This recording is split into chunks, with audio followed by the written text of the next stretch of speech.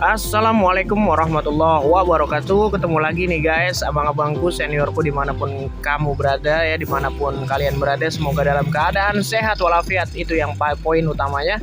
Oke, untuk di video kali ini kita akan ngebahas, banyak juga yang bertanya di dalam kolom komentar ya, Bang, gimana sih ciri-ciri cuca hijau yang udah pas dengan settingannya? Nah, kita akan bahas di video kali ini.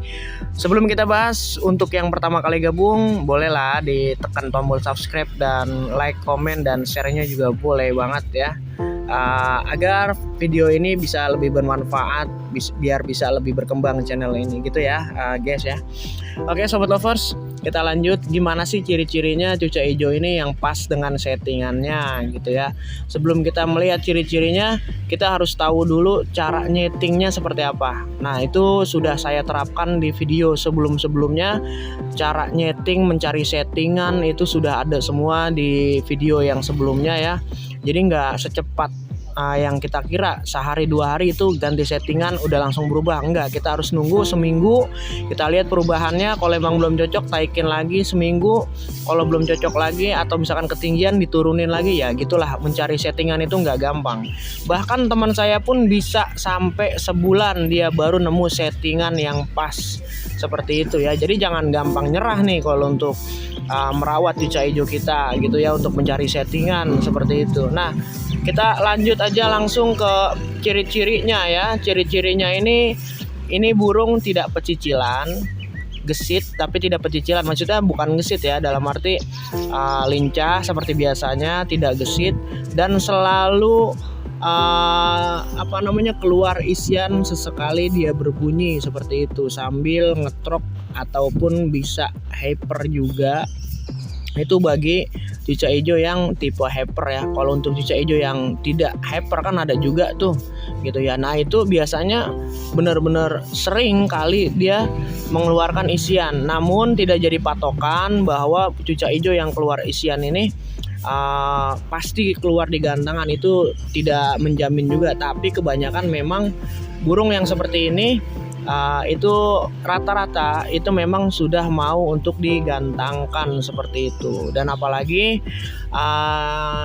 yang kedua kita lihat dari porsi makan gitu ya. Pisangnya juga makannya lahap, tidak sedikit-sedikit makannya. Untuk masalah jangkrik dan kotorannya pun juga bagus gitu ya. Kita lihat dari siklus itunya juga, burung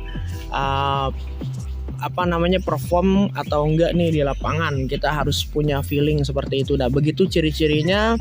Yang selanjutnya ciri-cirinya apalagi gitu ya. Ciri-cirinya ini berbunyi tapi tidak sambil duduk ya. Kadang-kadang bunyi itu cuca hijau sambil duduk gitu ya, sambil tidak berdiri tegak dengan sesuai porsi bodinya gitu. Jadi kadang-kadang duduk nih. Kalau kalian perhatiin tuh ada burung cuca hijau yang duduk sambil bunyi. Nah, itu kayaknya emang kurang pas settingannya, apa kurang naik, apa ketinggian gitu kan.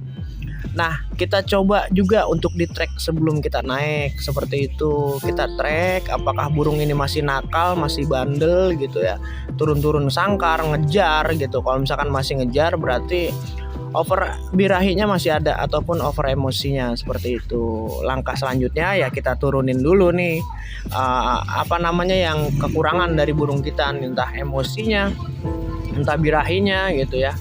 Main hijau ini memang harus sabar guys, memang benar-benar harus bisa sabar, dan benar-benar harus kita tahu burung ini karakternya seperti apa gitu ya. Ini pengalaman pribadi saya juga pernah ngalamin pusing ya, sudah pasti gitu ya, untuk merawat burung yang satu ini gitu ya. Cuman itu menjadi tantangan tersendiri bagi kita semua ya, untuk memelihara burung cuca hijau gitu ya. Ya tahu sendirilah, cuca hijau ini gampang berubah dan gampang juga untuk di setting dengan semau kita, dan gampang juga buat berubahnya seperti itu ya. Ada juga burung cuca hijau yang harus dicas dulu dengan betinanya, baru dia bisa perform, baru bisa nampil di lapangan. Ada burung yang di rumah isian semua yang dikeluarkan, tapi pas saat naik ke gantangan malah bengong. Ada juga seperti itu para sobat ya. Jadi misteri lah cuca hijau itu seperti itu. Jadi segitu ciri-cirinya. Ya, ciri-cirinya segitu yang saya tahu. Semoga kalian juga bisa menilai gitu ya, yang mana yang bagus dan yang mana yang sudah perform, yang mana yang belum siap, yang mana yang belum pantas untuk digantangkan, seperti itu. Ya, terutama kalau saya pribadi melihat cucak hijau itu pasti harus nyari yang mapan dulu.